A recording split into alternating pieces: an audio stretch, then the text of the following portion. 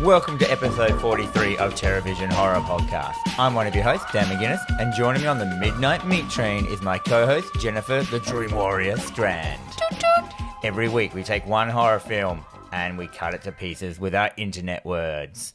Together we are two people with a love of horror and feel the burn of our obsolete blockbuster slash movie land slash, Focus video. Focus video. Video Easy. Yeah, all them. We always forget Video Easy. Yeah, memberships. I'd just like to thank all our listeners who support us over on Spotify, Apple Podcasts, Breaker, Castbox, Google Podcasts, Radio Public, and the YouTube. We love you. Thank you so much for supporting us all through this endeavour. Now, straight into fun facts. So my fun fact for the week about myself is that once I got in trouble with the police for not robbing a store. Okay.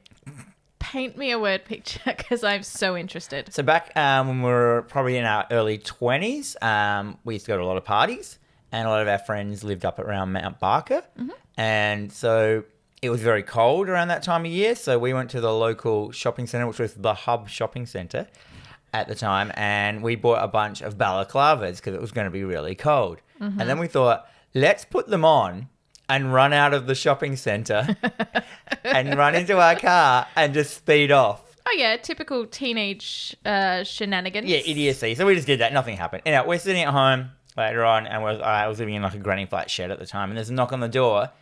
It was a knock on the roller door, and the roller door comes up, and there's like probably 8 police cars, about 4 police cars and 3 unmarked detective cars, all these dudes with guns and stuff at my house, and I'm like, yes. And they're like, we have like a report that there's been a robbery, and the people were seen like driving your car and all this stuff, and I'm like, oh, okay, what got robbed? And they're like, what do you mean? I went, so has there been a robbery? What got robbed? He goes, did you go out wearing, did you have balaclavas on? I'm like, yeah, but what did we rob? And then, like, they realised that we hadn't done anything. Oh. But one of my mates didn't even take it off. He just kept watching skate videos with the balaclava. And that's when one of the cops was like, mate, you're fucking lucky you're not on the ground with a shotgun in your back and, like, the SWAT team here destroying your house. And, like, playing full bad cop. And we're just like, yeah, whatever. Like, we haven't done anything wrong. And he's like, it's a federal offence to wear a mask without due cause. And we're like, it's cold. That's due cause. Yeah, and basically, and my neighbours hated me at the time anyway, because I had a skate ramp and stuff, and they used to annoy them. And then, so this is like, just sealed the deal. It was the icing on the cake. Yeah, icing indeed. Oh, so that's my fun fact. Interesting. What's yours? Okay, so I dodged a possible hold-up situation while I was working at the cinema. Oh. Yeah, so I was a usher at the cinema in Noarlunga, and we had a very packed session of Harry Potter. I don't know which one. I don't know. The place where most thieves come. Yeah, Noarlunga, sure. Everyone knows that Harry Potter fans are criminals. Exactly. So we had like a packed cinema and, rowdy kids, families, all this jazz. And I had a guy come out to me and he's like, I don't want to alarm you, but there's a kid in there and he's just pulled out a gun. In where? In the cinema. In the cinema? In a packed cinema. Was it when Dumbledore died and you couldn't handle it? Not quite. So this was before the movie had started. Oh, okay. He's like, bring it on.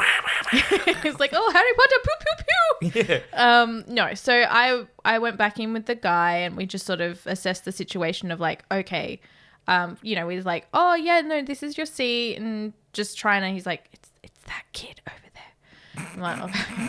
So in the end, like I had to come out. We had to call the cops. We had, I think, 6 casual clothed police officers come in and they basically pulled out this kid.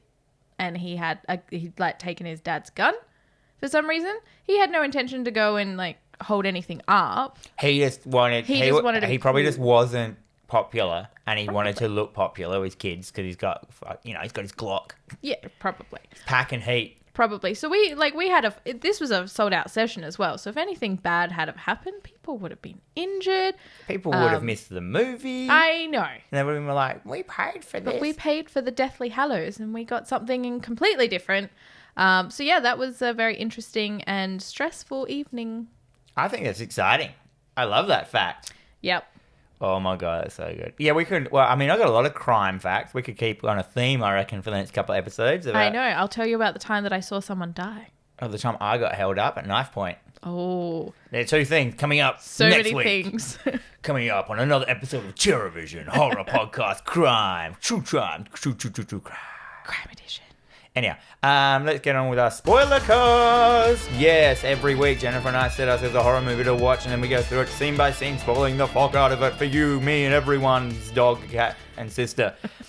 It's a deep dive into glorious gore, hard edits, cheesy acting, directing madness, severed wangs, and compound fractures. We have the best rating system known to man. We Jennifer. do. We do have the best rating system. So for those of you playing at home or new to playing at home, we have the A, which is awesome. Everybody should watch. We've got the B, beer and chicken wing group movie. F is fun and dumb. C is a classic that's worth a watch. We've got U, which is underrated. G, good for its time, but is not held up. We've got the J, Jen special. The D, Dan special. We've got the W, which is whatever, so off my radar. We've got the Kesha, which is the low budget hot mess. And we have the McConaughey, the cream of the crap, the fucking fucked, the just don't watch it kind of film. We watched it so you don't have to. Exactly. And this week we watched Slumber Party Massacre 2, or as I've accidentally put it in my notes, Umba Party Massacre 2. Yeah, Would you like to come to my Umba party? It's the Umba Party Massacre. So Slumber Party Massacre 2 from 1987. I have not seen the first one or know of its existence. Okay. I watched this on YouTube. It's Yeah. the only way I could find it. It is on Amazon Prime, but yeah, it is streaming for free on YouTube. And crystal clear. It's great. I'm pretty happy about that. Directed and written by Deborah Brock, whose only other real credit I can find was, I think, like Rock and Roll High School Forever with one of the Coreys. There is definitely a theme to her stuff. A little bit. It stars Crystal Bernard, Jennifer Rhodes, Atanas Illich, and so basically no one you've ever heard of. Actors. But surprisingly enough, $500,000 budget, and the box office return was $1.3 million. What? How can Monster Squad have failed and this has succeeded, this film? So one of my little fun facts, the VHS for this was one of the top sellers at the time, and it actually won a Gold Video Cassette Award. Is it because it had a rad cover? Oh, the cover was amazing. Yeah, I know. Yeah. It's basically to show he's the main guy and no one else. No, that's fine. That's all you need to see. He's the main killer. So one of the other fun facts I have, so many of the characters in the movies, their names have homages to other horror movies. I saw there was a Craven in there. Yeah, Kruger, Voorhees, Bates, that kind of stuff. So yeah, that's kind of nice. The whole film's a bit of a homage to idiocy. I don't even want to say it's a homage. It's kind of like a drunken. Yeah, it's like it's like one of those "wouldn't it be cool" nights that someone accidentally made. Yeah, like I'm really just like, wouldn't it be cool to open a bar and make a horror movie that's... We can open up a nightclub and we'll be like king and queen of the nightclub and we'll come out on a stage each night and dance, and then they did it. Yeah. And then you realise that it's this film. What's its vital statistics? The party begins when the lights go out. You actually in this film, the party began when the lights came on because the mood lighting came in and smoke machine. Yeah, it's true. Courtney, the sister of a survivor from the first movie, and the members of her rock band go to a condo for the weekend to play music and have fun with their boyfriends.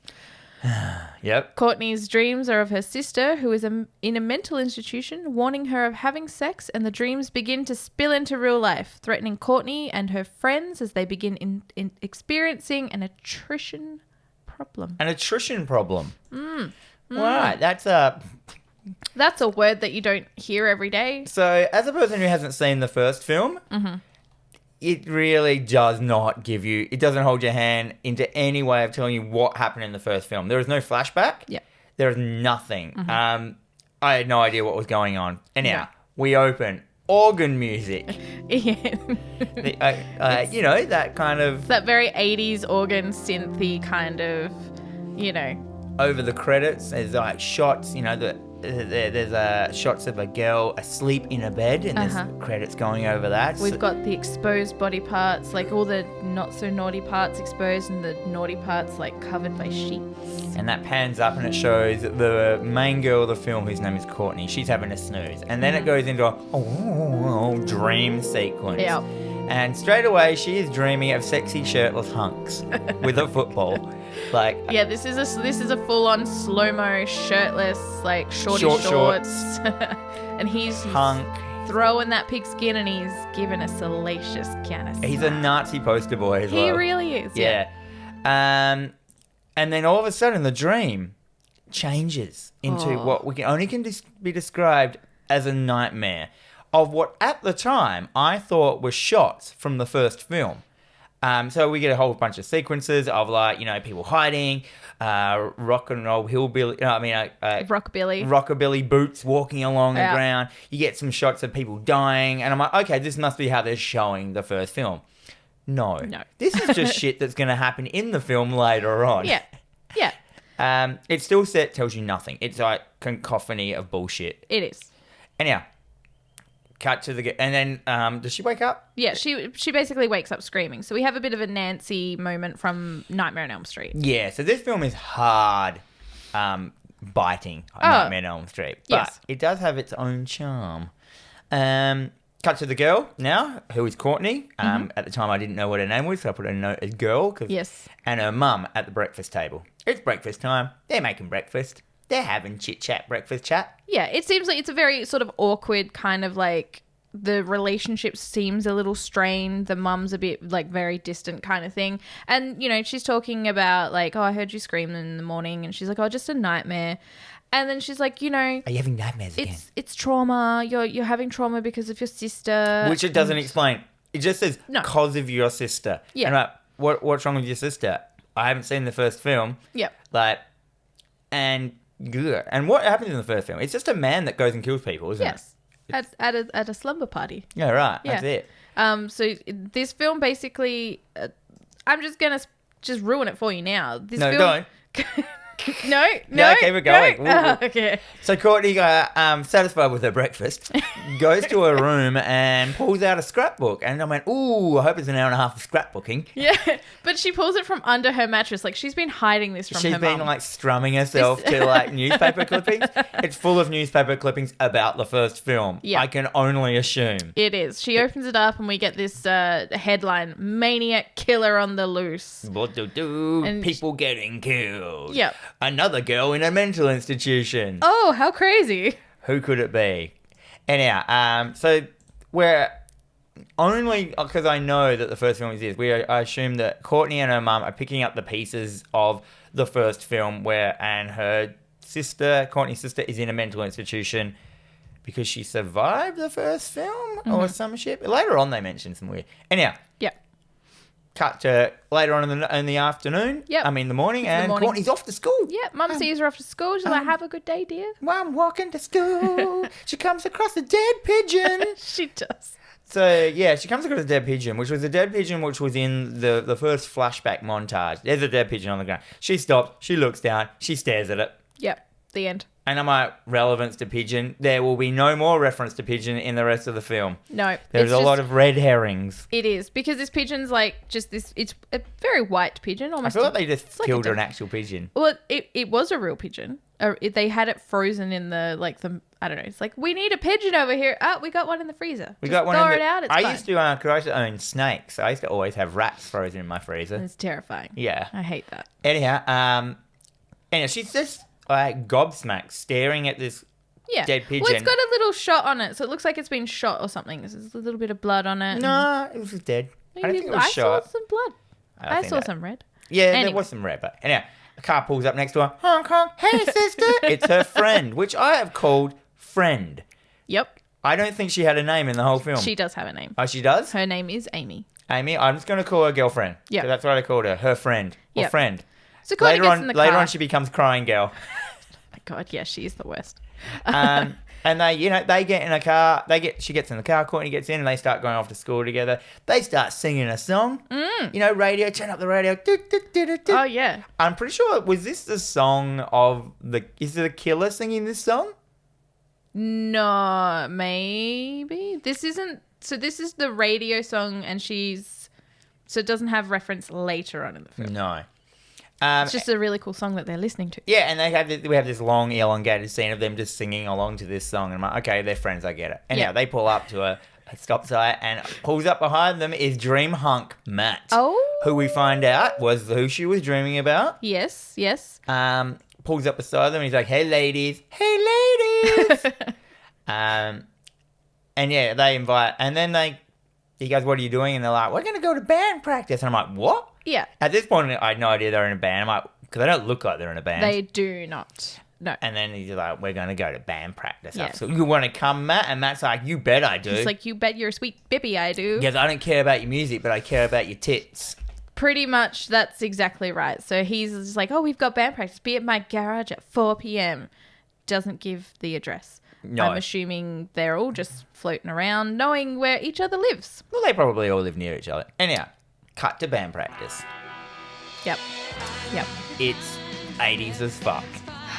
So good. So they're all there. It's a girl band. Yep. Four girls. We're introduced to Courtney is guitarist. Yes, Courtney is on the guitar, and she's backup vocals. Amy is on the bass, And that's girlfriend. that's Cryface friend. That's his friend, yeah. We've got Sheila on vocals, and I think she's playing the guitar. And Sally is the And singer. Sally's the drummer. Oh, Yeah. Sally, yeah. Sally's the drummer. She looks like a porn star. Yeah, one of them's like really modern looking. I think it's the friend. She doesn't look like she's supposed to be in there at all. She looks like a person from now, like the long straight blonde hair and stuff Yeah. like that. I was like, hey, you look really out of place. Yeah. Anyhow, they're grooving away. It's an all-girl band. It's pretty cool. It is really cool. I liked it. Yeah. As I got to the end, I'm like, wow, you guys really wail. Yeah. Anyhow, Hunk Matt, as I've called him, he rocks up and he's like, cool. Yeah, and they're there, and Courtney's singing away and playing it. They're making fuck eyes at each other like there's no But tomorrow. also the other girl who's like in air quotes, like the loose girl, Sheila. Sheila, she's like making eyes at her, and I thought there was going to be a bit of controversy. Yeah, well, but Sheila's making eyes at everyone. She's making eyes at Sally at one point. Yeah, like, she's making eyes at anything, a bedpost. anything that'll move, she will. Anything she can fit up her. Even if she can't fit it up her, She'll give it a sweet try. she'll give it a red hot poker go. Hey. Anyhow, they finish practicing. Courtney walks off with Hunk Matt, who can only assume that she's not with it this time. They are not together. She's like crushing hard because Amy was saying in an early conversation, it's like, you haven't been with anyone since like junior high. Yeah, exactly. Because Trauma. Just because your sister's friends and everyone around you got killed and murdered, and then Just you keep having You dreams gotta- of your gotta sister keep telling you living your best life. not to have sex. Because sex brings on badness. it's true. It's like they've taken that, like in horror movies, like if you have sex, you die. They've taken that to extreme on here that it's like that is the reason you die. Yeah. Anyhow, Courtney, she invites Matt to Sheila's parents' condo for a weekend because Yeah. Sheila's parents aren't there. It's like a condo that they've just bought, and it's part of a new housing project, which Yeah. is kind of half finished. And she's like, we're gonna go up there and practice our band and get fucking loose and shit. You're gonna come up and rip my vagina apart. They're going to get loosey-goosey. Yeah. Then they have a kiss. Yep, There's they do. Yeah, it's really just the kissing in this film is terrible. Yeah. I hate it. And that's it. End of scene. Done. Yep. Then we cut to Courtney having dinner with her mum. You can keep going. I will keep going. So yeah, they're sort of sitting in silence again. She's picking at her food, and then Courtney tries to broach the subject to her mum's like, oh, so Sheila and the girls. And just as she's saying that, her mum cuts her off, and she's like, oh, we should go visit your sister Valerie this weekend. The one in the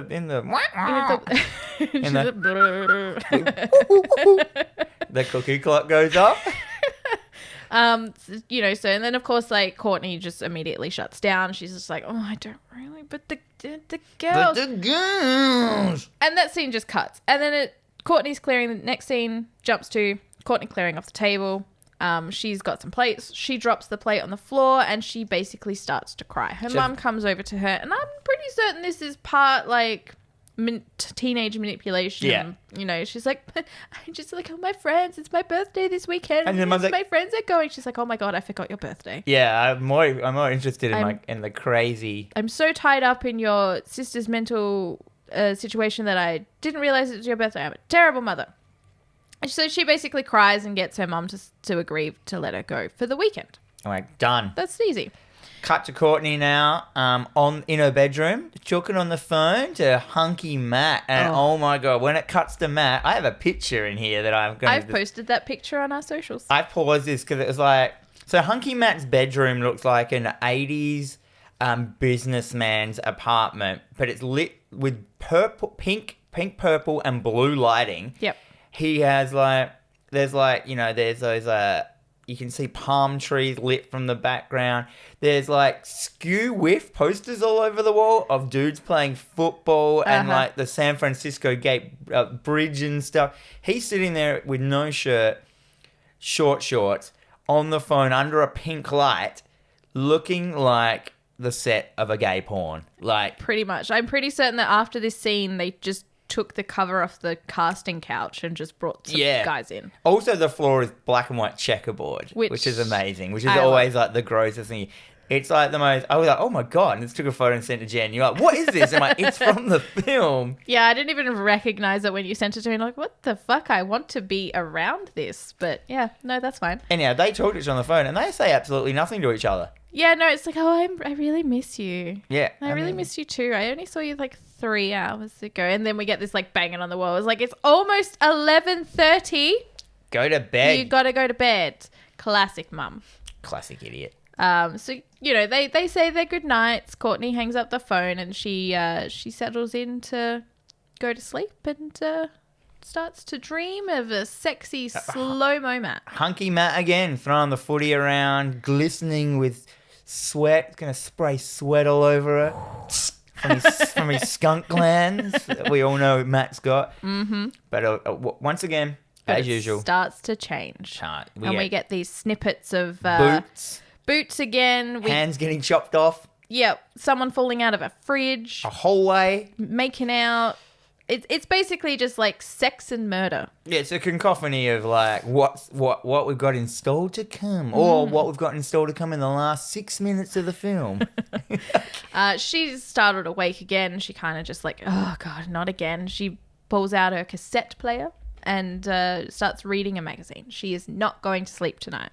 Like Freddie? There's no reason so far for her not to go to sleep. She just decides to not. No, she's just having a bad dream. Then we go.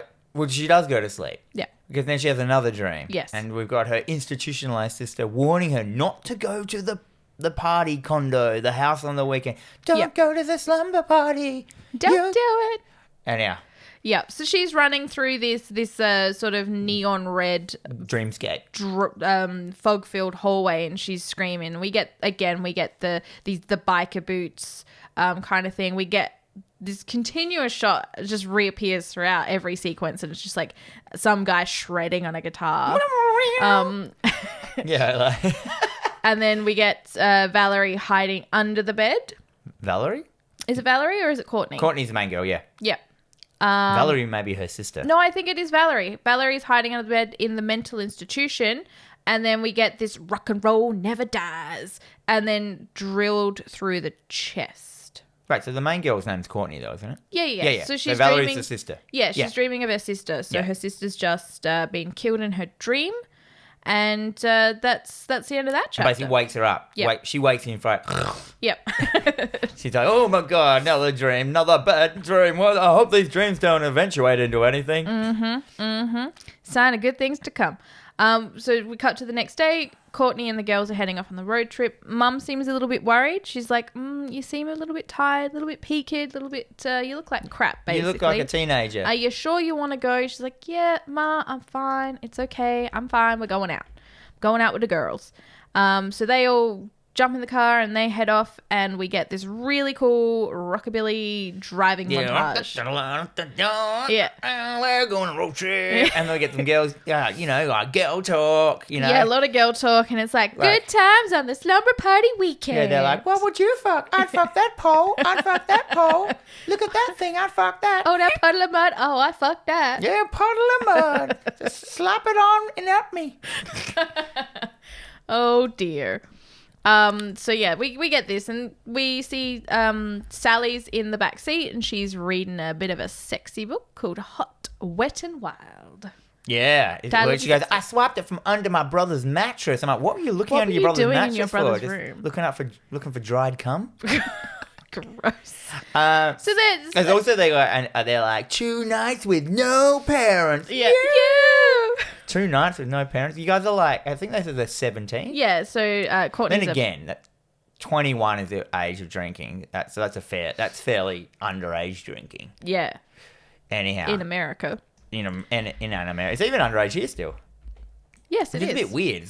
Barely, but yeah. And then we So Courtney's in the front seat, and Sally and Sheila are in the back seat fighting over this book, and Courtney's starting to, you can see her just starting to drift off. Zone out. Into a sleep. And or we a get daydream. Yes. Once again, we get a bathtub with blood in it. Some more weird montage. Some more making out. Again, we get like... A greaser with a guitar. Yep. Oh, I called him... What did you call the killer? I think I called him Leatherman.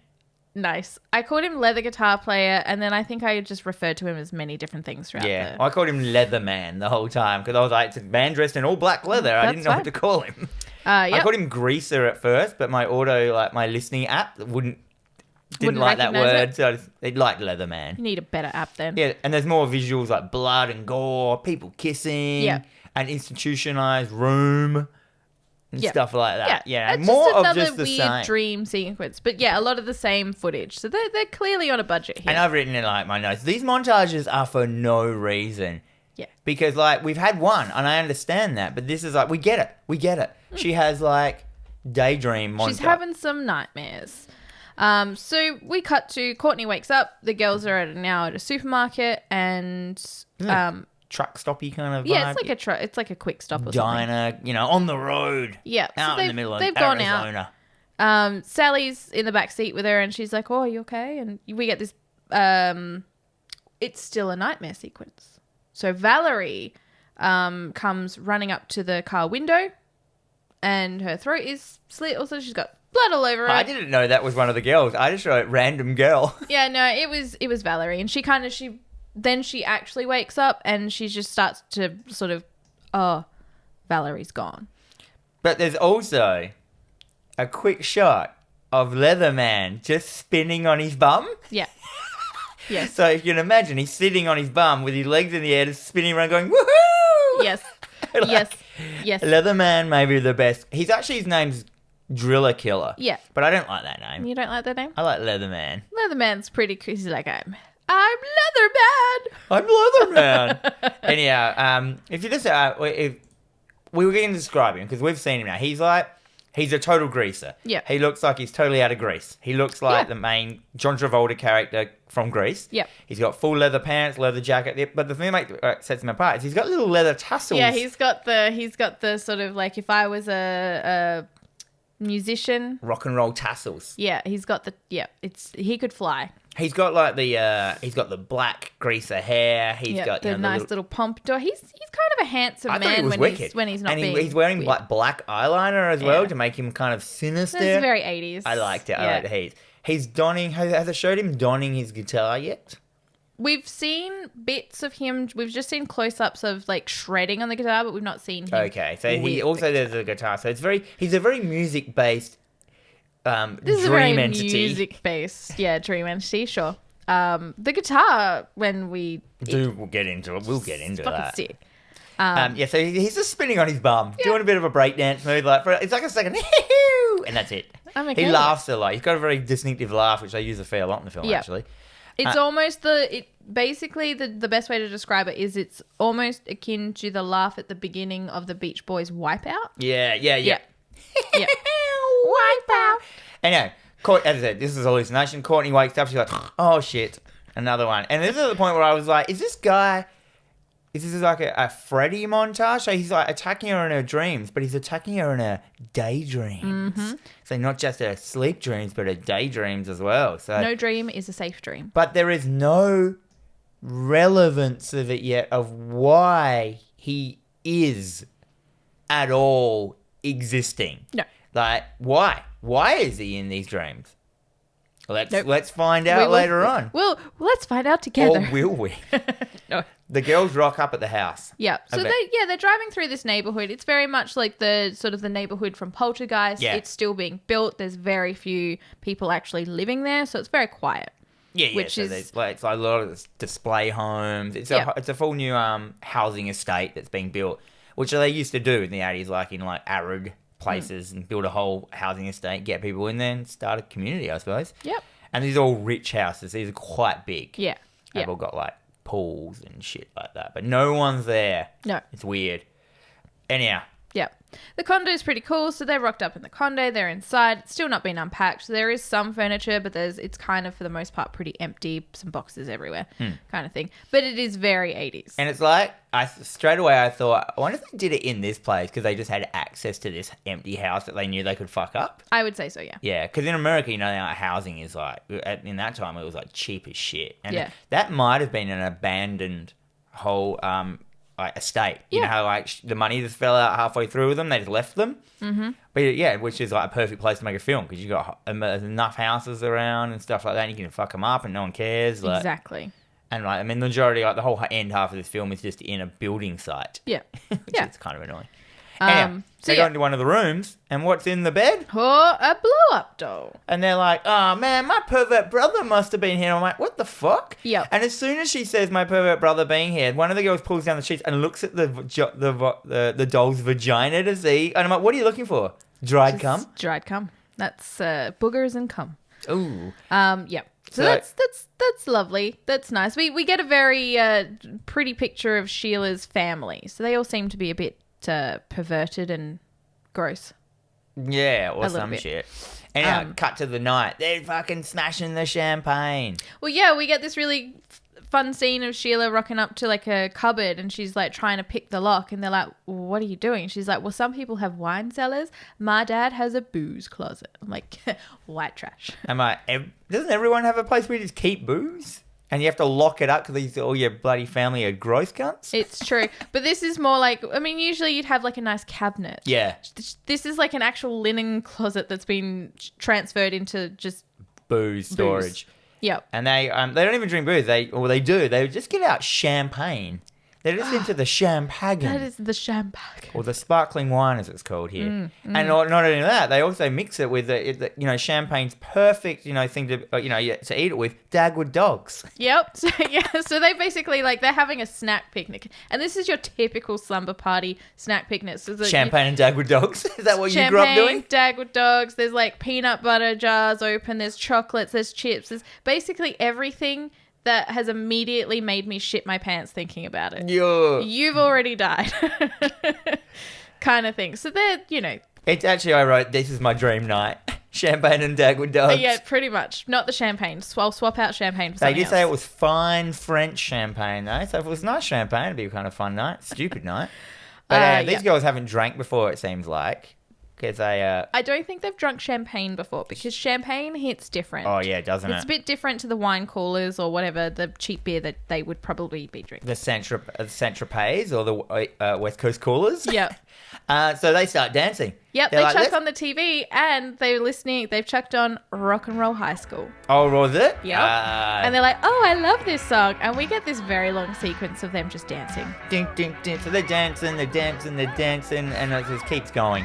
They're having fun. They're drinking champagne out the bottle, which would smash your teeth when you did that. Oh, yeah, no. And then they start just real sexy dancing. Yeah, it got real And real sexy real quick. They start, I said to myself, who are they dancing to or for? There's no guys here. They're just looking at each other, and then what? Sheila's just horny all the time. But a lot of them start sexy dancing. Yeah. Anyhow, they start sexy dancing, as in seductively, rubbing their bodies. I'm like, okay. But then all of a sudden, wah, wah, wah. the guys rock up. Yeah. So two boys. Two guys who rock up. have not been in the film yet. No. Basically, one of them is very straight-laced. Oh, because the boys are supposed to be coming the next night. Yes, They mentioned that a couple of They times. rock up and they're like, oh, do you think they'd be mad that we're here a night early? So we're introduced to Jeff, who is very straight-laced. He's a very I lovely didn't boy. know his name for a Yep. while. I just called him Hunk. Yep. Because the other guy is Matt Hunk, who's in the dreams. Yes. And we are introduced to what you have referred to him Poor man's as... Justin Long. I've referred to him as Stoner Justin Long because you are very correct. Yeah, He I wrote does shit Justin Long. So, you know, for those who don't know who Justin Long is, he's an actor. Yeah. He's a guy in, like, Die Hard 4. You know, Dodgeball. You know him. Yeah. So just imagine him, and it's exactly that him. Except he's, like, wears tie-dye T-shirts, and he's like, yo, bro. He's like, yeah, guys, it's funny. He's like the prankster / like, you know, dirtbag hippie dropout. But he's not a hippie. He's just a free spirit. He is essentially Keanu Reeves as... Is it Bill or is he Ted? He's basically Bill and or Ted. Yeah.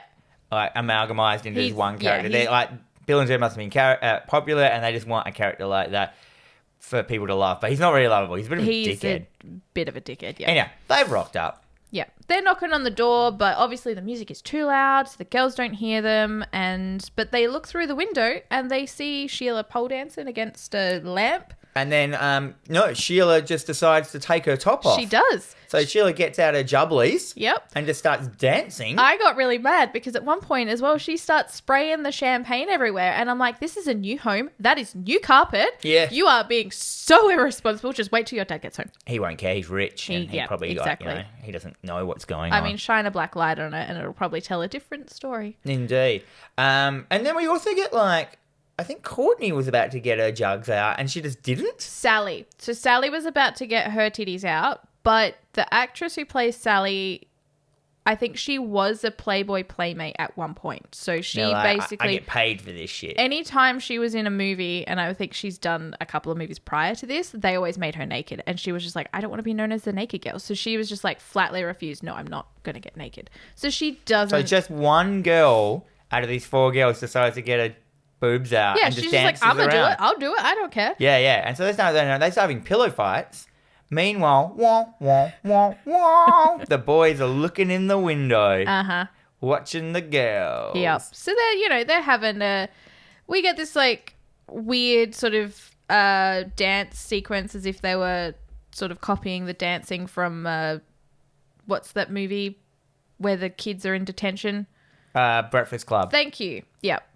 So they're doing their like... It's like a montage of Yeah. like long, elongated dancing with tits out. I'm kind of okay. I've never once been to a slumber party that has ended like in a pillow fight with the feathers or the... Yeah, so they start anything. pillow fighting. All these feathers start coming out, but they're wet with champagne and they've got no top. And so the girl's like, oh, feathers stick to her boobs? And I'm like, ugh. She's been champagned and feathered. Yeah, I'm not a furry. Oh, God. No. So the boys at this point are like, okay, well, let's just see if they've locked the back door, and they're heading around back. So they hear a sound. The girls, obviously the music finishes. They've all sat down. They're tired. They're exhausted and covered in feathers and champagne, and they hear a sound. No. And they're like, oh, What's that? what is that? And so I think Sheila goes off to investigate, and the boys jump out and terrify her. Yeah, like one of them makes out he's been stabbed and he Yeah. falls out and then Justin Long grabs one of them from behind, which is his girlfriend. He basically just grabs Sheila Sheila is his girlfriend. and just starts kind of dry humping her on the floor because And she's all like, oh, I'm getting down. She doesn't care at all. she's okay with She's it. like, this is how we do things. This is how we do it. And then that's it. Yep. They cut to them asleep at night. They've all Yep. got their bedrooms. They've paired up or whatever. So we get 2 girls asleep in bed, which is Courtney and Sally are sharing a bed, and basically all you can hear in the background is just fucking. Like Sheila and Right, Justin Long. Justin Long, and I called her Tits Out Girl because I didn't know her name at that point. Sure. So all we can hear is just them going at it in the next room. And Keeping the girls awake. she kind of just sort of, Courtney rolls over to Sally. She's like, are they like this all the time? And she's just like, oh, God, the more they do it, the louder they get. So, we get this, Courtney's now Why tossing- does she know that? the way that Sally and Sheila have looked at each other and kind of interacted a few times, I'm like, I'm pretty certain she's been in on it. And there is nothing wrong with that. Anyhow, Courtney goes to sleep and she starts dreaming of, Hunk Matt again. Hunky Matt with his bloody football. Maybe she just likes the football. Maybe. Bit of pigskin. Yeah. Hunky Matt. Yeah. So they start... No, she has a dream she's in bed with him. Yeah. So they start making out. So Hunky Matt is this... Yeah. Suddenly in bed with her. They start making out. And all of a sudden, Matt turns into... Leatherman. And he just turns around and he's just like, I just want to make love to you. Yeah. You want me to. So, yeah, he's all like, come on, baby. Come on, you want me. Yep. It's like, not Elvis like that, but yeah, he's got a weird kind of vibe to him. He's very cool. Pretty much. And so she tries to escape. She runs out the room and is immediately... he grabs her immediately, so he's kind of... We get this sense that he's not chased her out of the room. He's just on the other side. Yeah, he's got the Jason power where he can just appear in front of people. He's everywhere. Yeah, so, okay, he's kind of... And then again, he's in a dream. He's a dream entity, so you're like, okay, cool. And then, like, kind of, he grabs Courtney and she kind of wakes up. And she's on the kitchen floor. Yeah. In the middle of, like, the kitchen floor, like, screaming, ah. Yeah, she kind of starts, like, weeping on the kitchen floor. And then we cut to poolside. Instantly poolside, and she's completely fine. The next day, they're having brekkie. Yep. And she's just like, I love being at the pool with my friend. So Amy comes over and she's like, oh, how you doing? She's like, oh, it's like, I feel terrible. She's like, yeah, it's a hangover. They're all in bikinis. Yeah. It's a nice day. They're at the pool. The pool, for some reason, is in pristine condition, even though there's no one living there. Yep. Must have got the creepy crawly out the night before and just put it on. I'm pretty certain it's just in Roger Corman's house. Oh, yeah. At this point. And, so it's kind of like, they're set up for a day by the pool. Yep. Yeah. It's, Amy's like, are you, it's a hangover. Like, we're all a little bit hungover today. She's like, oh, I've never felt a hangover like this. You never drank French champagne like that. That's right. It can do weird things to you. I woke up pregnant. So Courtney starts telling her about the nightmares that she's been having, and Amy sort of slightly seems concerned, but then immediately just kind of fobs it off. She's like... with the rest of the gang rock up, and shit Justin Long just jumps in with the blow-up doll into the pool, just mixing up the jizz. Yep. Like swimming in the jizz. Swimming in the jizz. That's a new Lonely Island. It was a Roxette song. It was I'm pretty certain, yeah. So Courtney starts talking about having a headache. Like, she's really not feeling it. She's tired. She's stressed. It's bad.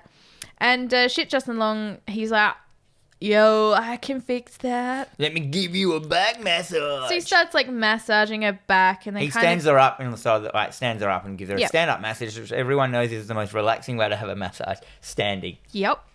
Even though she was laying down a second ago. Whatever. And he kind of just grabs her a little bit, and we have this like weird sequence of her like, I don't know, he's just being weird. Handy. He's being very handy, and he ends up just pushing her into the pool. Yeah, so his whole plan was just to push her into the pool because, you know, that'll wake you guys. This will get rid of your hangover, which is true. It probably would, actually. Yeah, once you've thrown up all through and the pool. And then she just decides to sit on the bottom of the pool and have another dream montage, an underwater montage. Yeah, and we get the same shots of the shredding guitar and the... Leatherman shot flashes. But now they're all underwater, so they've got this underwater sort of filter over them, so it's like all the bubbles coming up. It's like, oh, now he's in the water. Sure, why not? Yep. This is like... Not much is happening in this film. No. So far. So, you know, at this point, they're like, I don't think she's coming back up. Jeff immediately jumps in the pool and pulls her out. And we cut to Sally. Sally is now standing over Courtney, who has just woken up on the couch. Yeah, what happened there? Like, just suddenly that's it. They just pulled her out of the pool and they must have taken her inside. Yeah, so there's a bit of weird editing there. Yeah. And then Sally's like, oh, are you okay? Like, you've slept for a little bit and, you know. And she's kind of happy now? Yeah. So she's had a bit of a sleep. She must have, like, been a little bit more relaxed. And Sally immediately sits down and starts talking about, she's like, yeah, I'm not feeling good either. Like, I'm getting a pimple. And she bangs on about this fucking pimple for a good 2 minutes. She doesn't have a pimple either. She does not have a pimple. No. She's like, it's coming up. I can feel it. It's there.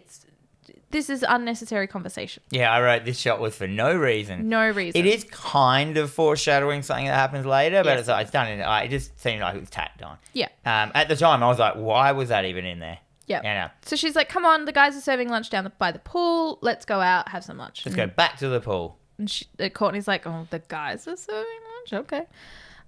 So Sheila's down by the pool. She's now reading Hot, Wet and Wild. And shit, Justin Long, he's like, whoa.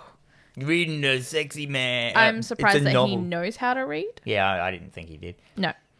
And they're all eating their burgers. Yep. Courtney picks up her manwich and it has a severed hand in it. Yeah, her burger, instead of a patty, there is a hand. And she's like, what? Fuck. She screams. She drops it. Yep. And they're like, oh, what's wrong? She's like, oh, my burger's a little weird. And she's like, have this chicken burger instead. And she's like, okay. Yeah, meanwhile, like, her hands are covered in blood and she's just trying to, like, not sort of indicate that there is anything wrong at all. So she's, like, going crazy.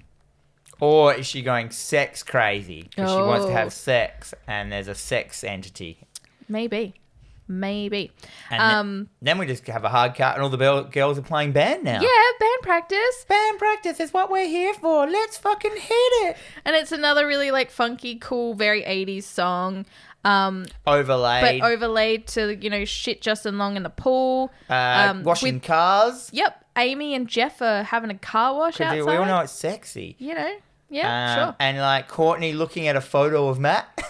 Yeah, she's just kind of laying on the couch and she's, like, looking at it. I love your photo of Matt. It's like, I don't care about real Matt. I like photo Matt. And yeah, she's still pining over this Matt character who at this point hasn't really been in the film apart from that, like... That one scene. That one scene. But he was supposed to be coming the next day anyway. Yeah. Because it was it. Yeah. Anyhow, Courtney decides to go to the fridge to get a snack or something, and a fucking frozen chicken jumps out and attacks her. Yep.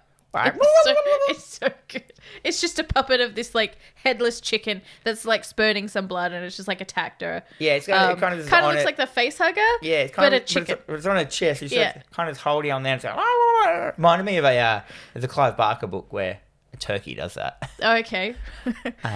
So Amy and I think Jeff come running in to... No, she runs out and goes, guys, there's an attacked chicken. And then they're like, okay, let's go in and see. Something's attacked me in the kitchen, yeah. And they see that it's just a normal chicken. It's a frozen chicken wrapped up in plastic, and they're like, is this the offending bird? I kind of like that they were kind of joking about it and, like, okay with it. Jeff immediately starts picking up everything off the floor and putting it in a bin. Because he's like, oh my God, there's a mess here, guys. I'm pretty certain I've said so many times in my notes, like, this Jeff is just a really nice boy. Yeah, they should all, who's her boyfriend? I mean, who's his girlfriend? I think it's Amy. Amy. Him and Amy are kind of like... Amy, the drummer? No, Amy is the bassist who has got the long blonde hair. Oh, yeah. She's the very modern-looking girl who doesn't look like she's supposed to be in the film. We also get this really unnecessary... cut to the singer. Cut to... Sheila? Sheila working on lyrics? Sheila's by the pool with shit Justin Long, and he's reading, and he's just like, he grabbed... her supple breast and... He's reading out of the sexy book, yeah. So he basically reads a paragraph and he's like, you in the mood yet? She's like, no. And he's like, she grabbed his supple dick. And he's like, you in the mood yet? She's just like... Yes. Yes, I am. Well, actually, you use the word throbbing rod. Like, yeah, so these are... Yep. Then we cut to Sally. Craze. Sally's on the couch. She's writing lyrics. Yeah, she's got like this weird pimple cream on now. She's just like been putting three bits of Clearasil on because she's obsessed that she's got a pimple. Yep. And that's it.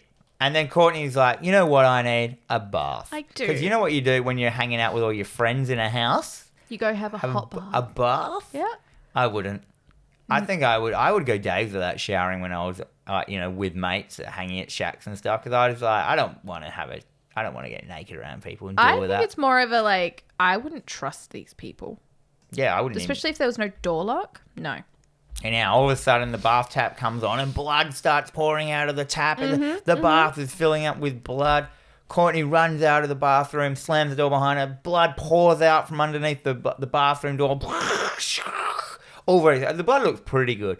Heaps of the blood look crap in this film. It looked like fluoro, like red... Like, not blood. Or it was very black, I found. Or they had bits like where characters were wearing, like, dark outfits and it was still bright red on dark. And I'm like, that's not how blood works. It doesn't matter. It's anyway. My old horror films used to be like that as well. If we couldn't see the blood on something, we just found a colour that would work. Yeah, that's fine. Because you have to see all the blood. Anyway, So she runs out of the room. She goes to get Sally, and she's like, "Oh my god, the fucking something's happening in the bathroom. You gotta come quick." Sally goes running into the bathroom with her, and She's like, all "Fuck. she can see is The bath is overflowing." That Courtney has overflowed the bath, and the floor is. And Courtney's like, yeah, I couldn't turn off the bath, so I didn't know what to do. Yeah, the taps wouldn't turn off, but you've come in here with your strong drumming hands and turned the tap off. Thank you. So was this Sally now? Is it Sally in the room? Yeah, so Sally's in the bathroom with her. So Sally turns around, and then all of a sudden her little pimple is like quite big. It's like the size of probably a golf ball. Yeah, and yeah. It pops. Yep. So it's really cool though because like and it cuts. Yeah, in between cuts, it just gets bigger. Like between Yeah. Courtney's face looking at it, cuts back, and then it's her whole side of her whole fucking face, and then it pops. it just bursts, and it's just like. Like a fountain of pus just hits into Courtney's face. And I thought that was heaps Oh, funny. it was so good. That right there is pure Corman. Because Roger Corman produced this film, so a lot of people didn't know that, which is where a lot of this really ridiculous... What does Corman do usually? Roger Corman does a lot of B-grade. It reminded me of heaps of Trauma. Yep, that's fair. It's a really cool scene. I'll probably like... And then...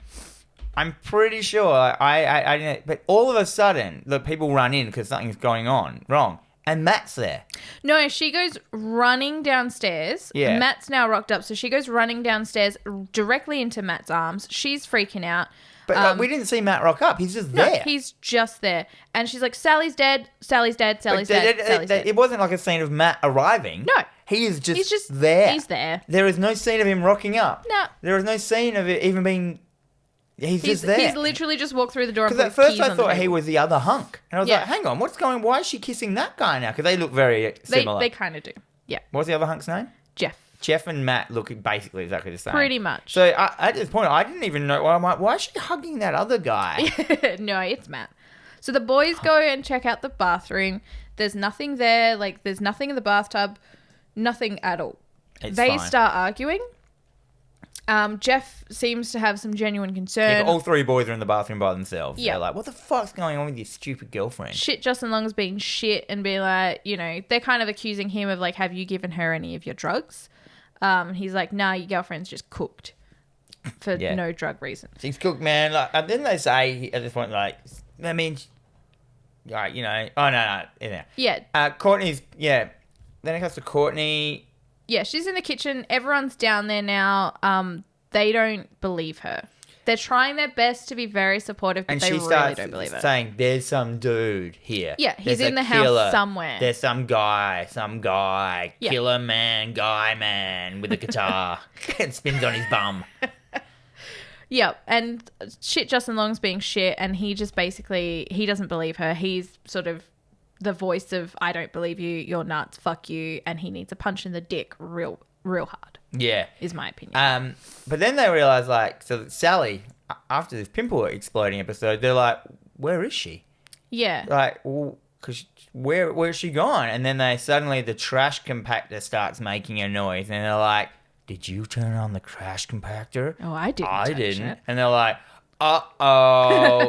And for some reason, that's the thing that makes them think that someone's been in the... That's the turning point for them. They're like, uh-oh. Yep. And then all of a sudden... Courtney just immediately passes out. No, they do a weird thing, like... So they're like, shit, there's someone in the trash compactor. And everyone duck and covers. Like, they all jump onto the ground as if there's a bomb threat. What happens when you hear a body in a trash compactor? Duck and cover. Exactly. Roll. Yeah, tuck, duck, and roll. Yeah, tuck, duck, and roll. I don't know why they do that. Then there's a hard cut and the cops are at the house. So they've obviously called the cop. There's two cops there. They're swami, like sarcastic cops. Yeah, they're not very like, what nice are you cops. fucking kids doing here? Yep. And then there's nothing wrong. He's like standing there. He's like, so what you're saying is you think she's in the trash compactor, but you're too afraid to look. Yep. Yeah, that's pretty much it. So at this point, the cops are kind of berating them. They're like, you're just being stupid kids. You're wasting our time. Fucking time. We could be out catching murderers. at this time as well, while they're doing their speech to cops about how Sally much rocks in. Sally rocks in, and she's like, I just went down the shop to get some pimple cream. Yeah, she's just or like, some shit. Yeah, she's just like, this pimple just coming out. I just came to get some more Clearasil. Did I do something wrong? She doesn't say Clearasil. She actually says a brand name. She does. Yeah, I can't Something remember what Cell. it was. Yeah. And the cop he's like, well, what you have done is just wasted $200 of taxpayers' money because your friends are idiots. Yeah, so they're dickhead Yeah. cop. They're jerks. And he kind of does this, the whole not in my town kind of, he's like, if I hear from you kids again. Yeah, he thinks they're fucking layabouts. Drug-taking layabouts, which they kind of are. A little bit. Anyhow, the cops leave. Yeah. They're like, see you around dicks. And then...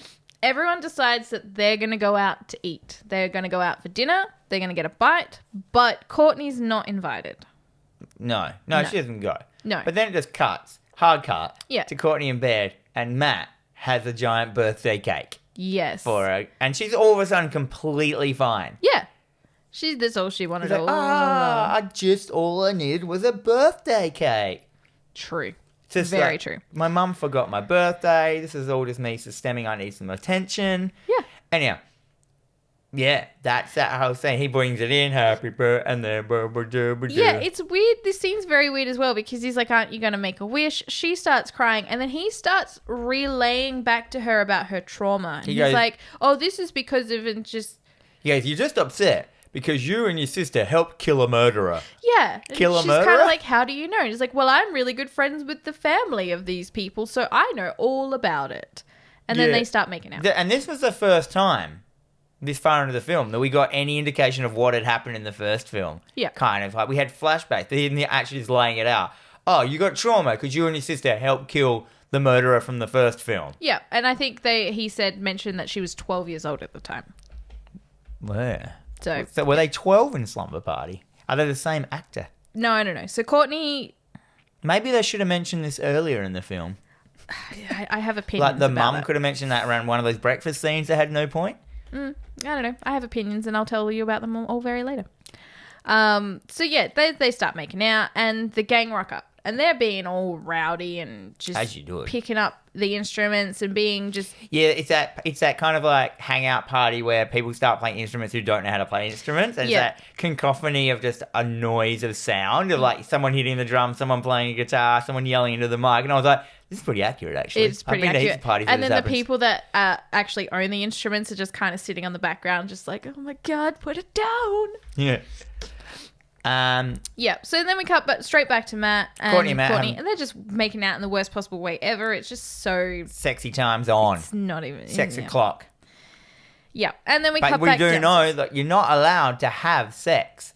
You're not allowed to because Just don't. the maniac sister has mentioned it, and sexy man, Leatherman has gone like, "Hey baby, all you want to do is have sex with something or other." I can't remember what I said. Anyhow, so they've officially fucked. Yep. Bang. Yeah. So And suddenly, at this point, they're back to we have a quick cut back to the rowdy teens being rowdy. Then it cuts back straight away to them in bed. postcoital. Yeah, and Matt's kind of like he's kind of doing the sexy Ian Malcolm sort of pose in bed, and immediately It's like that shot of Mulder in his wallet, the photo of himself from The Simpsons. Yes, yeah. And immediately we get this shot of a drill just coming through. It's really hard. There's a lot of drills that come through people's backs and out the front in this film. So this is what we're trying to explain when we say comes through them from behind. Yeah, so he gets drilled through the back and it kind of this drill, it coming it's a out drill. It's like, so we're talking about like a 2.5 foot long drill, and it's probably like with like a 4 or 5 centimeter diameter. Yeah. It's massive. And It's got a huge drill. It's a real drill. Yeah. Like, and that comes through him. And this is a whole shot. So his head's in it, so it's a fake body. Yeah. It comes through, which is always my favourite Yes. thing. A real head on a fake body is the best. Yes, it does. It's amazing. It smashes through. And the gore looks quite gross when they show it. They do a lot of off-camera gores. They do. I feel that it's Running out of money. budgetary constraints, but yeah. And then immediately the leather man just turns around and he's like, come on baby, let's rock and roll. He's also for some reason like Leatherman, he's like, let's rock and roll, and then she's like, ah, and he's screaming. He's like, he kind of like She picks up Matt's arm? Yeah, well, she's like, it's only a dream. And he pulls up Matt's severed arm and he's like, you call this a dream? But like, why is his arm severed? He just drilled through it. Yeah, he goes, you call this a dream? He's just pulled it off. He's got this his voice, he's putting on a voice, but it's a greaser voice. Yeah. Yeah, it's like yo baby. Yeah, he's got that real tough guy like swagger about him. And like a hey. Yeah, it's like, hey. Everything I see. He should be Wolfman Jack from like American Graffiti. Yeah. But he's not.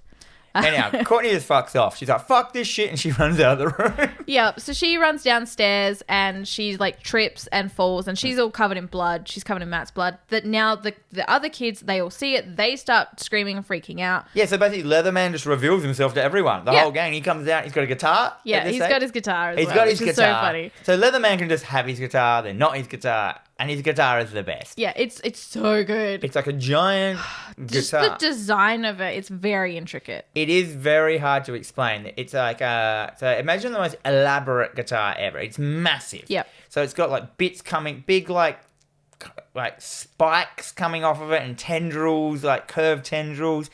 And at the end of like the head of where the head of the guitar should be is the giant drill. Yeah. And he actually has a switch on the guitar that he actually can turn it on and off. Like, I'm honestly surprised that there are no metal bands that have that guitar right now. there might be. We just don't know. Maybe. I don't know. So he comes down. He just blatantly just says, "Hey, motherfuckers!" Pretty much. Real. Yeah, and he immediately, like, he's in pursuit. He drills shit Justin Long in the leg. Yeah, he falls off to the side. Yeah, he kind of. I can't see how Leatherman can miss. He can appear wherever he wants. So he goes to drill Justin Long, and Justin Long kind of falls backwards and just, it does a big gouge out of his leg. So now Justin Long is wounded. Pretty much. He's our first wounded character. And he turns his attention immediately to Sally, she's standing now up against... Well, most of the gang just run out of the room. And they run into the kitchen, and half of them get on the phone, and they're trying to call the fucking police. Yeah. And the police are like, nah, get fucked, cunts. We're just there. You're all a bunch of dickheads. So Sally's standing up against the wall, and she's on the other she kind side. of just lets it happen. It's a very kind of like a... Yeah, the Austin Powers, steamroller. Oh, it's coming right towards me. Yep. Unfortunately, we do get this off-screen kill for her, but it's really cool still because they're on the other drill. side. Yeah. She's standing exactly where the phone is, so the drill just comes right through the wall, the phone. Yeah, the drill. So the phone is mounted on the wall like one of those old school phones. Yeah, and it comes through, and it's got all this gore on it, and it's very good gore. It's like they'd actually just drilled through, I think, a thing of meat. Yeah, probably. Like actual meat. Yep. And I was just very much okay with it. But then we never don't really see that much. And because I thought it was going to cut to a shot of her, like, at least him pulling it out and her just falling down. That would have been good, yeah. So at this point as well, Justin Long and Sheila have both noped the fuck on out of there. Yeah, they're not even in the house. They're running through the streets. They're running through the streets. Justin Long's like limping. Oh, my leg! Sheila's like just screaming and shit, but they're kind of helping each other. And they're fucked off. They're out in the burbs. So Jeff, Amy, and Courtney are left inside, and they're... They hide. No, they're outside. So they're outside. They're up against like a brick wall. They're hiding, and they're having like... So they must have run outside as well whilst what Sally was getting drilled. Yeah. Yeah. Oh, maybe that's the analogy. Yeah, if you get drilled, you get drilled. Who knows? So they're talking like, okay, we got to make a run for it. We'll go to my car. And they're like, but the keys are inside. Fuck. Okay, so now we have to go back inside and get the keys. Yeah. Which is really cool because I like that this was a safety in numbers thing. So it wasn't just Jeff going inside to get the keys and essentially becoming kill fodder. The whole group. So Amy, Courtney, and Jeff go inside. They grab the keys off of the counter. They find the drilled Sally. Yep. Poor drilled Sally comes. Her body falls out. They see her drilled. And rather than just running directly back out the back door, they make a full bolt. They make a beeline for the car. A real beeline They're for like, the front door. Fuck shit. Yep. So they go right out the front door, straight to the car. Car won't turn on. Of course it fucking won't. It's getting intense.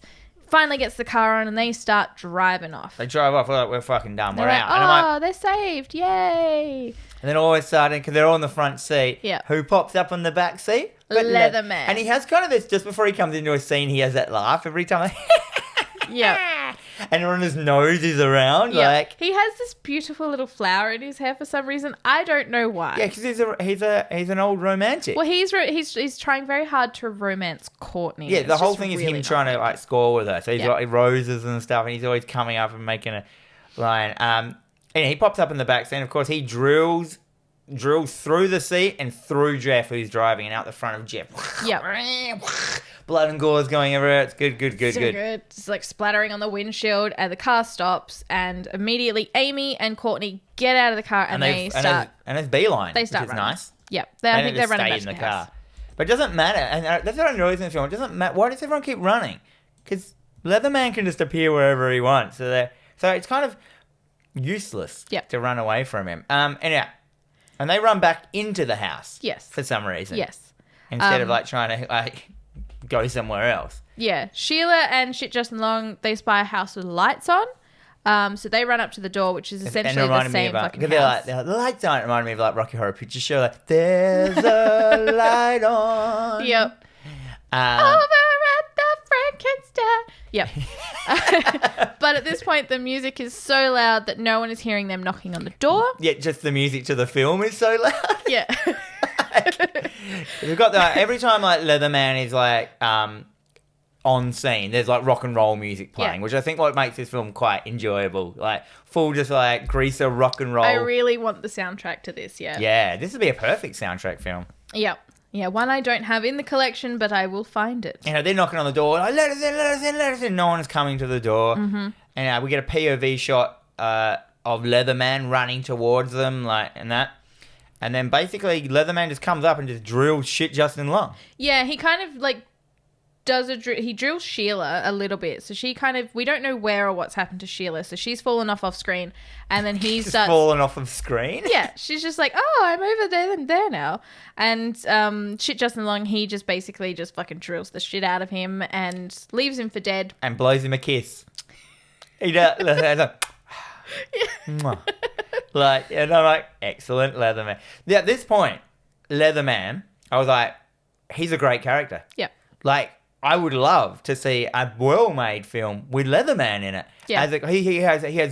He's super charismatic screen presence. He's like V for Vendetta. Whenever V was on screen, Yeah. you just want to see him do things. I want to see more. Everything he says is funny. The way he acts is funny. He is his character. He is so encapsulated. Where everyone else was shit. It was like he was the only thing pulling this film through. Pretty much. Well, the guy that plays him, whose name is Something. the very last name at the thing. Let me just scroll up a bit. Atanas Illich, who is actually the heir to the Papa Giuseppe or some pizza place. So he's got money. Papa Giuseppe. Oh, maybe Papa Giuseppe, yeah. I can't remember.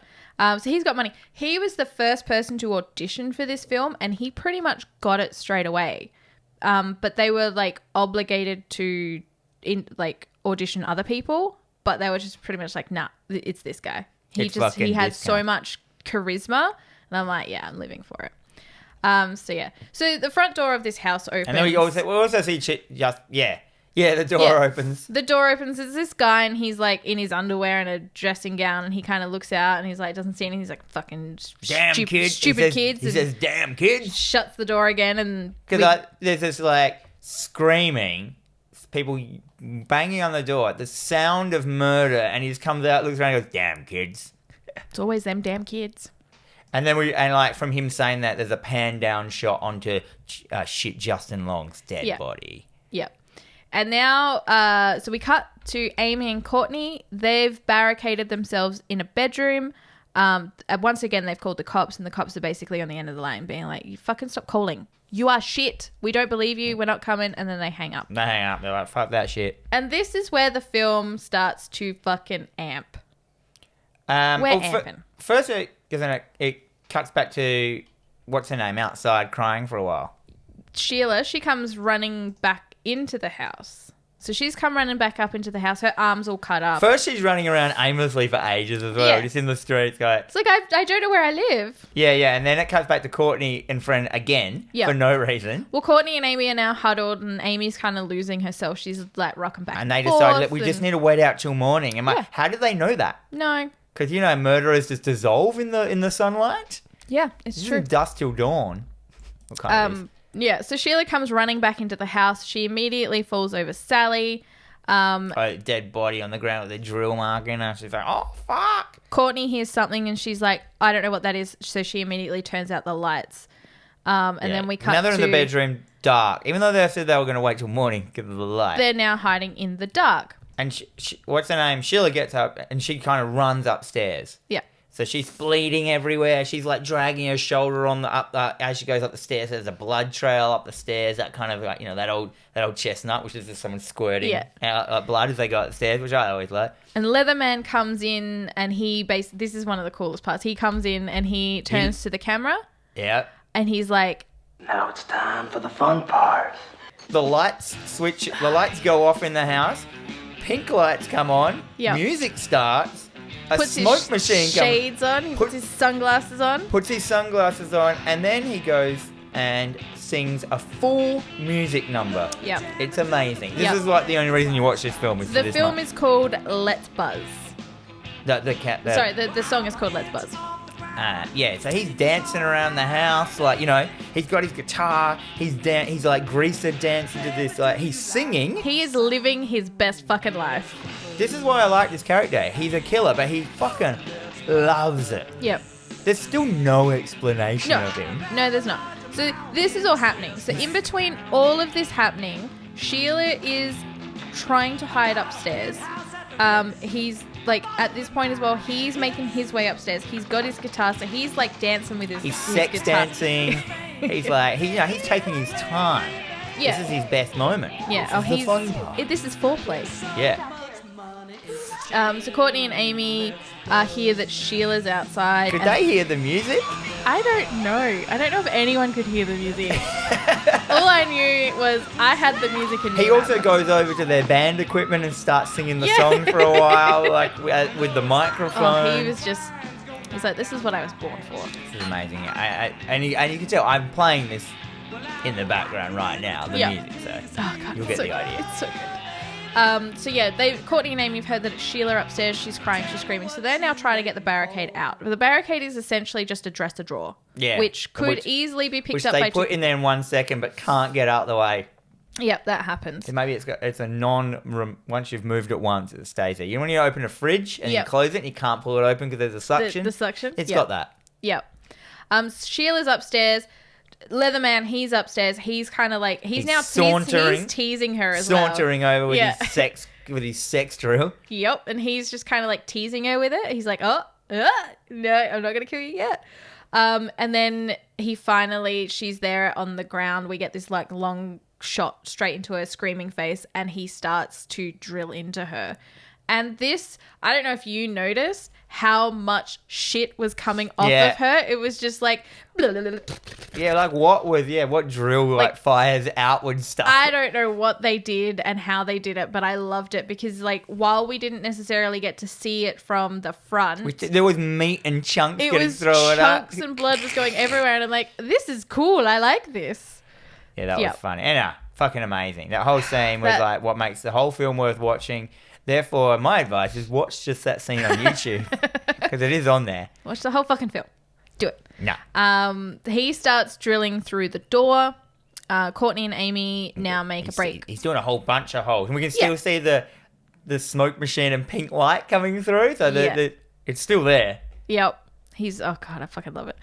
So Courtney and Amy make a break for her out the window and onto the roof. Yeah, so there's a lot of it's all outdoor from now on. Yeah, so they're running across the roof and he's just like on the very top of the roof and he's just there like shredding on the guitar. Yeah. So you see them like they're running, jumping over roof. Then it shows like this peak of a roof and he's just on the very peak of it, like just shredding his guitar with his sunnies on and a ciggy hanging out of his mouth.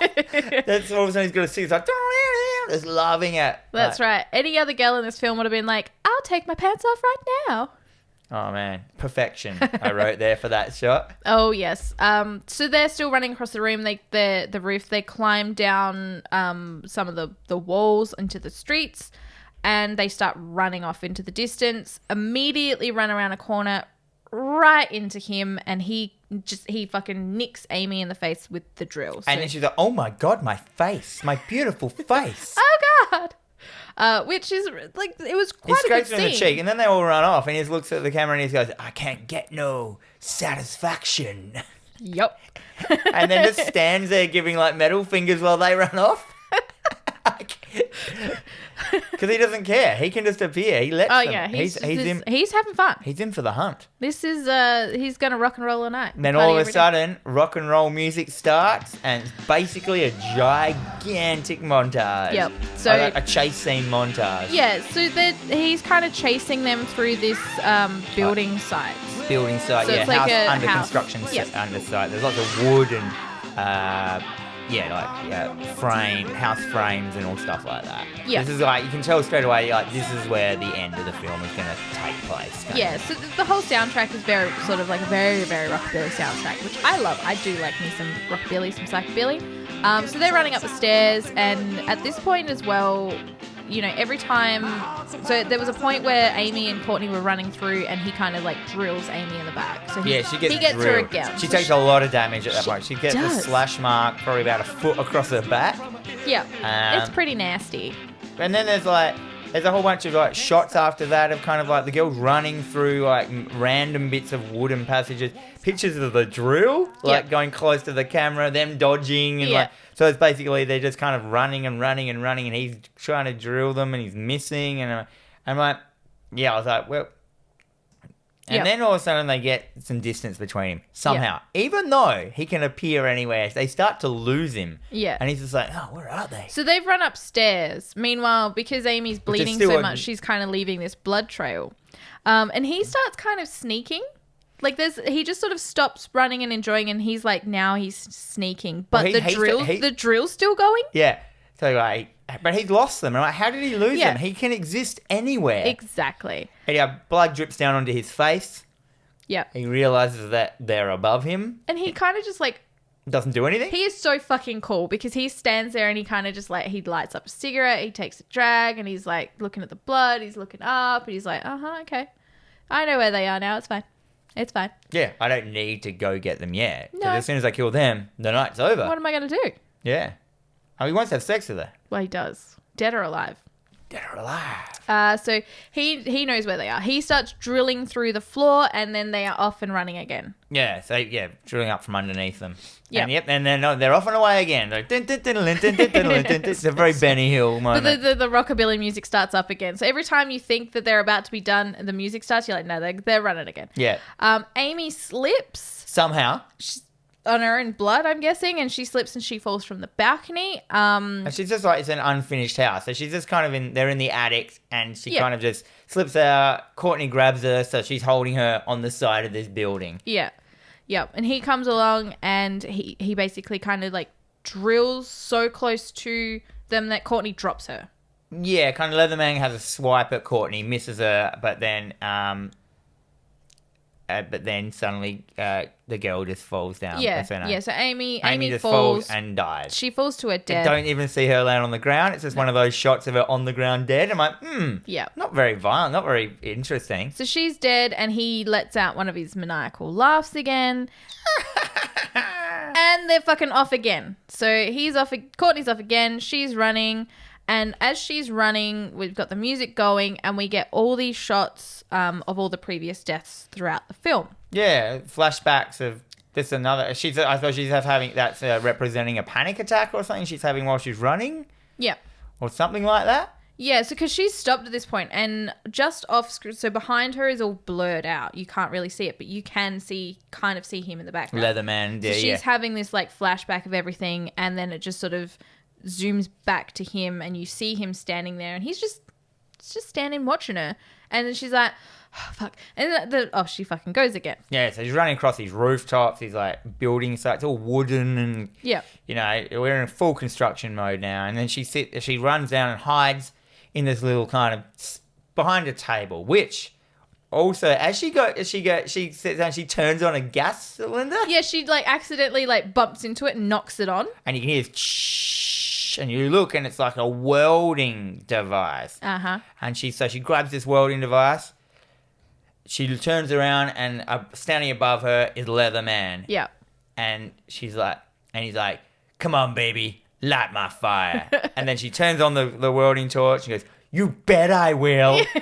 And he stands there while she just holds this welding torch up. And for some reason, he must be the most flammable person in the entire world. That leather is flammable. Oh, yeah. I often see, cows in fields on fire. Yep. And he just instantly combusts. Yeah. Instantly turns into like a skeleton. Mm-hmm. And then falls off the building on fire. And we see this like corpse fall down. And I was like, is that fucking it? And I went, why didn't he died easier than a human? Yeah. He's supposed to be a ghost. Who would have thought that ghosts are so... Why were they even scared of him? They could have thrown a fucking hanky at him and it killed him. Anytime in the... They could have farted on him and it might have blown his face off. Like, this was the weakest... It's like, fire is my one weakness. Fire, any kind of anything is a weakness. You just have to believe you can hurt me and you will. There you go. So we now... Instant cut to a sunrise. Cut to the next morning. We've got sirens going off. Cops have rocked up. Courtney's standing there. She's covered in a blanket. The ambulance are wheeling out a gurney with bodies. Courtney stops one of the gurneys. She opens... Amy's? Yeah. So she uncovers Amy's face, who immediately wakes up and just starts laughing like Leatherman. So, yeah, she's... Hard She's cut like, to Courtney waking up again in bed with Hunk Matt. Oh, it was all a dream. The whole film. What is this, Super Mario Brothers 2? They start kissing, and of course, Matt goes... Hunk Matt goes to kind of hug Amy, and we see it's the leather gloves that Leatherman's wearing. His fingerless gloves. His fingerless leather Everyone gloves. was wearing fingerless gloves. He rolls her over. It's him. It's Leatherman. He's kind of cut up, but he's not burnt. He's sweaty and cut. He's sooty. Sooty? He's got some soot on him. That's about it. Courtney screams, and she wakes up screaming again. Third wake up. It's very Nightmare on Elm Street, and she is in a mental institution. Yeah. Did she ever leave? Oh. From the first film? Yeah. And then we see, for no reason, another drilling up from the floor in the mental institution. I'm like, when's this fucking thing gonna end? What is this, Lord of the Rings? It's got like your 7 fucking endings. They couldn't work out which ending they wanted, so put them all in. Yeah, let's just do it. Do it all. Do it all. The drill's drilling up through the floor. She's on the mental institution bed screaming. This shot goes way too long. the bloody drill's going out of control like a bloody, teenager with his first erection. Oh, fuck. Hard cut. End. End. Credits. The end. Done. And we get the song and cut to the song of him that he was dancing to. Dun, dun, dun, dun, dun, dun, dun, dun. I think that's the tune. Yeah, it is. Anyhow, my final thought was, the fuck? What the fuck was that? Oh, What's your final thoughts? I fucking love this film. So I watched this film for the very first time last year. I think I briefly did a bit of it in one of our very early episodes. Yeah. But I didn't know what you were talking about. Oh my God, I love this film so much. It is just so ridiculous. There are many, many, many, many plot holes. Oh, I don't think it even had a plot. No, but I don't care. Because it was so much fun. It didn't have a plot. There was no reason. They never gave a reason of why he existed. Well, no, because he's not even the killer from the first film. And the first film was based in reality. This is like an entity that came through her dreams. Yeah. And manifested itself in reality, but there's no rules. That's what I wrote here. There's no rules to him. He had unlimited power and no rules. So you couldn't get around, there was no storytelling because there was no rule structure which horror films need. You need, someone to tell a story of, there was an insane killer and he had a guitar or some shit. Yeah. I feel that but I really just didn't care because it was so much fun. I liked that it had all these musical sequences to it, which were just completely unnecessary, but I still fucking loved them. Yeah. I feel that you could turn this film into a drinking game. So literally every time he makes a musical pun or spouts lyrics from something, you just take a drink. We watched last night for the first time the Clint Eastwood film, The Outlaw Josie Wales. Okay. And his character is he's just basically Clint Eastwood, Sure. character. But he's got chewing tobacco and he always spits. And he just spits on everything. So that and then even stuff that isn't a bad thing. So he'll meet a character and the character's got a dog and he'll be like, And then there's this dog just standing there, and there's a shot of the dog. He just spits on the dog's face, Oh, that's terrible. and he spits on Fuck every. you, Clint But Eastwood. like Claire was like, let's drink every time he spits, and she just went through so many wines. Oh, God. Because he just spits at every. Anyhow, I've yet to see a drunk Claire McGuinness, and it's amazing. I feel that it would be. It's of very- interest to me. It's very good. Yeah, no, this film is just great. It's dumb. It's great. I wrote.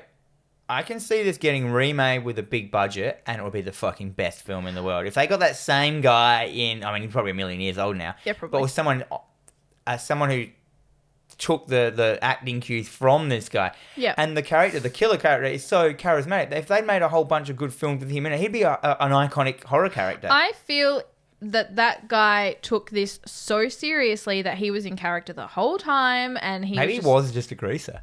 probably. It's just the clothes he rocked up in. Yeah, he's just like, I'm here to audition. And I also bought this guitar. Check out my sweet guitar. Yeah, I just feel like that could be used in the tone of him having that like Freddy Krueger vibe of someone who really enjoys his killing, and it's funny and he says all the cool lines, but he also sings and like plays music interludes, and there's like montages with clearly his songs. Right? Oh, see, I stuff haven't like watched that film, but it's very similar to. So, I don't know if I talked about it in the last episode, but I saw the new Wrong Turn film, and my biggest gripe with it was it could have been its own standalone film. It didn't need to be part of the reboot or this franchise, and I think that's what failed the film in the end. Yeah, because I didn't watch it because I didn't like Ron Turn, and it could have been if it was its own new horror vibe. Well, I it would kind have of was. Yeah. It was, but it was just because they were trying to constrict it to what this franchise was. It didn't necessarily work, but it did work. It's very hard.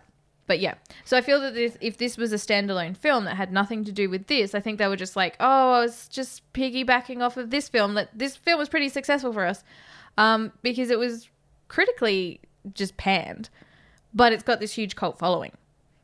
What did you give it? I gave this a J. Yeah, I gave it a J. 'cause It's a clearly Jen special. Jen special. But I did also give it a B. It's definitely a beer and chicken. I gave it a Kesha. Oh! It's a low budget hot mess. It is, but I love it. But it is exactly what the Kesha was created for. I don't think we've ever given a Kesha. I don't think we have. Low budget hot mess. Yes, and I'm okay with it. So, Dan, what are we watching next week? I want to watch Dark Skies. Yes. Getting some sci-fi, some aliens. Get some bloody greys on your plate, mate. Get the some greys. grey matter. There's So- actually another movie called Grey Matter, which is about grey aliens, which is Yeah. a horror one. So while, once again, we will just say that sci-fi and horror are very close and we will umbrella it, we don't care. Well, Dark Skies is an alien abduction film, like done in the style of horror. So Yeah. yeah, it's like there's a lot of nights, and yeah, it's definitely a horror. Yeah, I It's a also feel sci-fi that horror. anything that scares the shit out of us is also considered horror. Yeah. So stuff like Better Homes and Gardens, shit like that. Oh, Fuck that shit. your fucking home and garden is going to scare me if there are any more reptiles. Oh dear. No. Okay. Cool. All right. Thanks, guys. You've been listening to TerrorVision Horror Podcast with Dan and Jennifer. We are available on all major podcasting services and also on the YouTubes. But no matter where you choose to consume us, please make sure to hit the like button, subscribe, leave a comment or a review, and make sure you share with all your friends. We also have Instagram at TerrorVisionPod, which will keep you up to date with upcoming episodes, possibly some trivia, and of course, memes that are definitely 3 years old by now. We also have an email, terrorvisionpod@gmail.com. Let us know what you want us to watch, discuss, listen to, etc. And our opening and closing music is Void Swirl by Sister Wife. And if you want to catch me in real life, In the flesh. in my moldy flesh, you can catch me at Greenlight Comics in 18 Stevens Place in Adelaide, South Australia. That is the comic shop which I co-own and run with a whole bunch of turkey goblins. And yeah, come see me there. And until next week, may all your dreams Be nightmares.